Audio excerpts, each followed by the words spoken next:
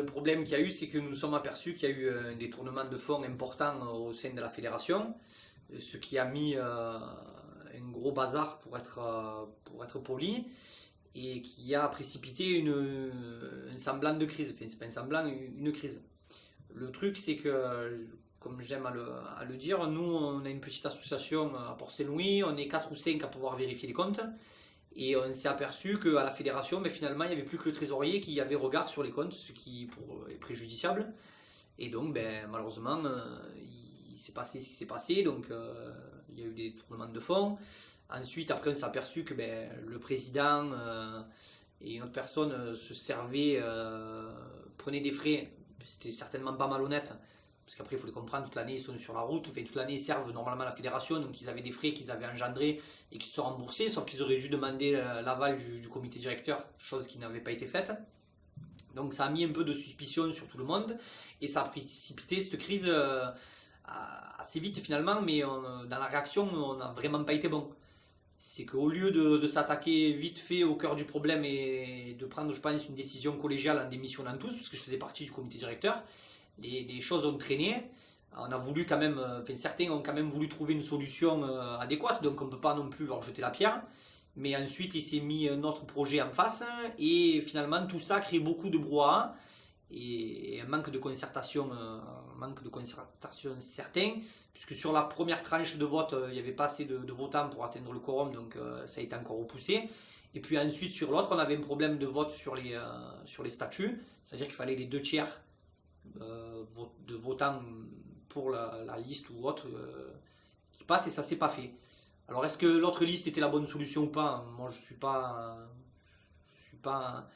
assez visionnaire, on va dire, pour savoir si c'était la bonne solution ou pas, ça on peut pas savoir.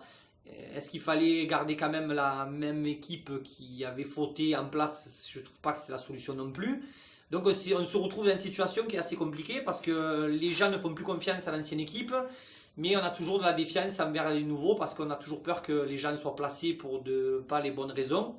Et c'est le gros problème que nous avons en course camarguaise, c'est que nous n'arrivons pas à franchir le pas de faire un projet commun. Et quand je parle de projet commun, le seul truc qui devrait nous animer, c'est la course camarguaise et ce que nous en faisons.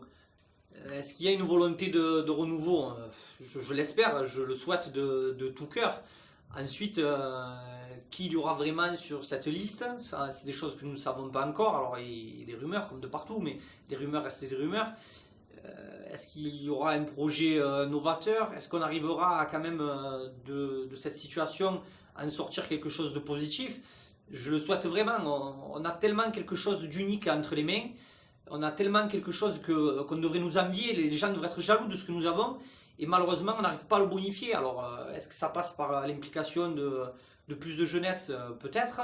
On a quand même toujours besoin d'anciens, je me comprends dans ce terme-là, pour nous aiguiller quand même, mais on en a besoin. Et puis quand on voit quand même les manifestations que nous faisons, je prends l'exemple de Port-Saint-Louis, mais même ailleurs, sur du public qui n'est pas d'ici, les gens adhèrent, mais le problème c'est qu'il faut réussir à le mettre en avant. Alors oui, c'est une tradition qui peut être ancienne, mais c'est quand même quelque chose d'unique. On parle de sport souvent extrême, trouver un sport, alors même si j'aime pas trop dire ce terme, parce que pour moi c'est un art, mais on peut l'utiliser aussi comme un sport. Trouver un sport où des gens courent devant des taureaux de 400 kg qui vont un coup vous sauter après dans le mur, un coup vont s'écraser contre les barrières, vont vous anticiper votre trajectoire de rasée. C'est quelque chose d'unique. On a des taureaux qui au début ne savent pas ce qu'il faut faire, et qui au bout de carrière qui peuvent aller jusqu'à 10 ans connaissent les ficelles du métier sur le bout des cornes. Donc on a quelque chose qui n'est pas touchable pour les gens, qui est assez incompréhensible pour l'œil du profane, mais c'est tellement beau et ça procure tellement d'émotions. Le plus bel exemple, c'est le quart d'heure de Gréco à la finale du Trophée des As. Voilà, nous on fait les choses pour qu'il se passe des événements comme celui-là. Ça, ce qui arrive ici, c'est un épouvantail.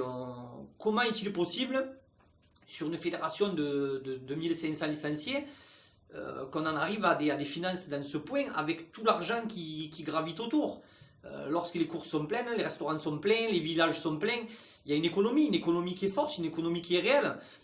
Pourquoi la fédération, depuis quelques années, peut-être par faute d'amateurisme, il faut dire les choses comme elles sont, s'est mise dans cette situation-là? Est-ce qu'on manque de professionnalisme? Bien sûr, mais ça dans tous les corps de métier de la course camarguaise, on manque de professionnalisme. Et ça va de la tête malheureusement sur ces derniers mois, c'est évident, enfin, personne ne pourra dire le contraire qu'on n'a pas été professionnel. Et ça va jusqu'à certains rouages encore d'organisation. Mais on a encore tout à faire. Est-ce qu'il est trop tard avec ce déficit qu'on a accumulé? Et je souhaite de tout cœur que non. Et les gens qui vont vouloir y aller sont de bonne volonté, je l'espère. Et arriveront, j'espère, alors je le dis beaucoup, mais arriveront à sortir quelque chose de positif de ça, pour arriver encore à faire sortir des taureaux et qu'on ait des moments de grâce et de frisson, parce qu'on va aux arènes uniquement pour ça.